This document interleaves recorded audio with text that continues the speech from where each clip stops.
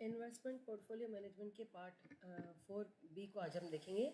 4A इससे पहले हमने देखा था, विनियोग के विकल्प हम लोग पढ़ रहे हैं। इसके अंतर्गत हमने देखा था कि किस प्रकार से हम जो है नेगोशिएबल जो सिक्योरिटीज़ इशू करते हैं। स्थिर और परिवर्तनशील चल रही थी।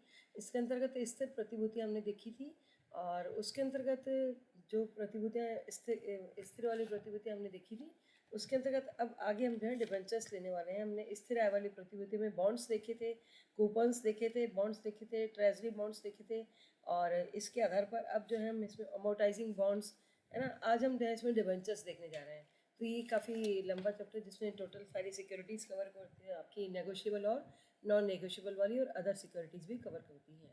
तो इसी को हम जो है पार्ट 4A 4B 4C इस तरह से करके आगे लेते जाएंगे और समझते जाएंगे। तो आज हम डिबेंचर्स देख रहे हैं बच्चों। जैसा कि आप लोगों ने डिबेंचर्स पहले, आप पीजी लेवल के स्टूडेंट्स हैं, डिबेंचर्स आप लोग पढ़ के आए हैं पहले। ऋण पत्र क्या होता है कि एक स्वीकृति प्राप्त ऋण होता है, जिसके अंतर्गत क्या होता है कि कोई कंपनी या व्यक्ति जो है उससे अपन जो है अग्रिम राशि लेते हैं, एक तरह से एडवांस राशि अपन ले लेते हैं उससे। यानी कि एक तो जो होता है शेयर्स होते हैं जिन पे कि आप वो कंपनी का ओनर माने जाते हैं, उनको आप डिविडेंड देते हैं, लेकिन इनसे एक तरह से आप एडवांस पैसा ले रहे हैं, लोन की तरह पैसा ले रहे हैं और ये आपको जो है उनको ब्याज देना पड़ता है। तो ये एक मोहर द्वारा, सील के द्वारा जारी होते हैं डिबेंचर्स। उसमें सील लग जाती है और शर्तों का उल्लेख होता है, उसके एंडोर्समेंट पीछे उसके एंडोर्समेंट करके उस पर उसकी डिबेंचर्स की कंडीशंस का उल्लेख किया जाता है। प्रॉस्पेक्टस द्वारा ये जनता को, जैसे कि अपन शेयर्स इशू करते हैं, ऐसे जनता में जो है डिबेंचर्स बॉन्ड डिबेंचर्स रखे जाते हैं और जनता को प्रॉस्पेक्टस के द्वारा इनको इशू किया जाता है। इसके अलग अलग टाइप्स हैं। इसके टाइप्स में एक आते हैं सिक्योर्ड और अनसिक्योर्ड, है ना, सुरक्षित और असुरक्षित डिबेंचर्स जो परिवर्तनशील वसूली का प्रतिनिधित्व करते हैं, सिक्योर्ड वाले। और जमानत पर वसूली होने पर जो है निश्चित राशि उनकी जो है वसूल होती है। मॉर्गेज भी हो सकते हैं, इनको मॉर्गेज भी कहा जाता है। इनके पीछे आप कोई संपत्ति बंधक भी रख सकते हैं। और स्टॉक पर वसूली अगर इन पर की जाती है तो उन्हें फ्लोटिंग चार्ज वाला कहा जाता है। अगर आपने कह दिया भाई हम स्टॉक पर इनकी वसूली करेंगे तो, और अगर जमानत के रूप में परिसंपत्तियों पर इनकी वसूली नहीं होती है तो उसे अनसिक्योर्ड कहा जाता है। यानी जिसके पीछे आपने कोई भी मॉर्गेज करके सिक्योरिटी नहीं रखी, that means that are unsecured, और जो मॉर्गेज नहीं है, अनमॉर्गेज है। इसी तरह से दूसरी कैटेगरी के होते हैं आपके रेडीमेबल और इरेडीमेबल। रेडीमेबल वो होते हैं जो कि विशिष्ट अवधि के बाद में जिनका भुगतान देय होता है ना, एक विशिष्ट अवधि के लिए जिनको इशू किया जाता है। उस पर डिबेंचर्स पे लिखा होता है कि 5 ईयर्स हैं, 10 ईयर्स हैं और उसके बाद उनका जो भुगतान कर दिया जाता है। लेकिन अगर इरेडीमेबल में अशोधनीय, इसका मतलब उनका भुगतान लाइव कंपनी की जो जीवन काल में नहीं होता है या अवधि में भुगतान उनका नहीं प्राप्त किया जा सकता है, निश्चित अवधि में भुगतान प्राप्त योग्य नहीं होते हैं। इसी तरह से तीसरे आपके होते हैं रजिस्टर्ड और बियरर वाले। रजिस्टर्ड क्या होते हैं, जिन पर कंपनी की धारक का नाम रजिस्टर्ड होता है, धारक के नाम से रजिस्टर्ड होते हैं और एक संलेख द्वारा एक आपस में उनका एक आर्टिकल बना दिया जाता है, आर्टिकल ऑफ संलेख बना लिया जाता है, जो कि जिसमें लिख दिया जाता है कि इस प्रकार से इसको इन शर्तों पे इशू किया गया है, तो रजिस्टर्ड होता है। बियरर क्या होता है कि बियरर तो वो है जिसके पास में वो चीज़ है, जैसे आपने बियरर चेक पढ़ा होगा, तो बियरर वो है जो जिसके पास में वो मौजूद है सिक्योरिटी के रूप में, उसको जो है सौंपने पर ही वो ट्रांसफर हो जाते हैं। आपने उसको सौंप दिया कि ये ले ले तुम्हारा हो गया, तो वो उसको ट्रांसफर कर दी गया, तो उसको बियरर यानी जिसके पास में वो है उसका उस पर राइट है। इसी तरह से चौथा टाइप अपना आता है, देखिए पहला सिक्योर्ड अनसिक्योर्ड, दूसरा रेडीमेबल इरेडेबल हो गया, और थर्ड आपका हो गया रजिस्टर्ड और बियरर हो गया। फोर्थ है कन्वर्टेबल और कन्वर्टेबल, है ना, नॉन कन्वर्टेबल। कन्वर्टेबल का मतलब जिनको कि हम डिबेंचर्स को इक्विटी में या प्रेफरेंस शेयर्स में या डिबेंचर्स में कन्वर्ट कर सकते हैं, परिवर्तन योग्य है।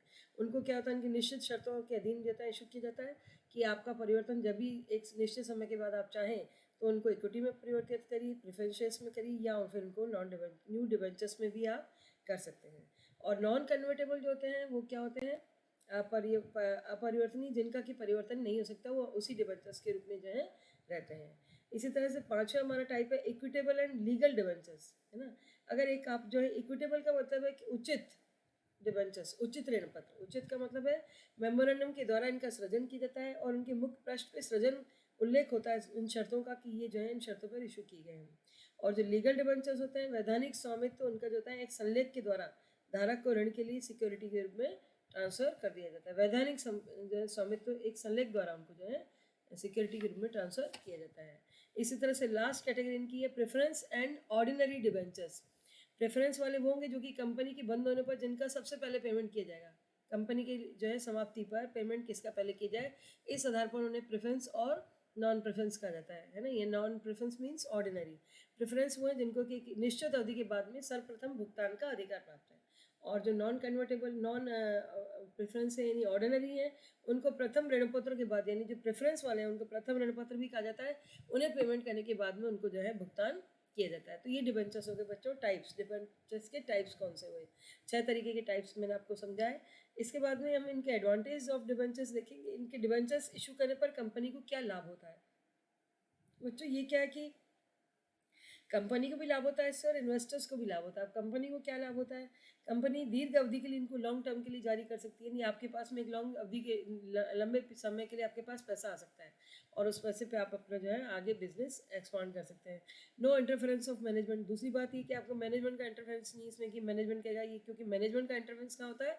शेयर्स में, क्योंकि वो मैनेजमेंट जो है उसी में से डायरेक्टर्स बनते हैं शेयर होल्डर्स में से, तो उनका उसमें होल्ड रहता है। लेकिन डिबेंचर्स में कोई होल्ड नहीं है, ये एक एडवांस की तरह, जस्ट एज लोन की तरह है, अग्रिम की तरह राशि, तो उस पर मैनेजमेंट का कोई इतना होल्ड नहीं होता है।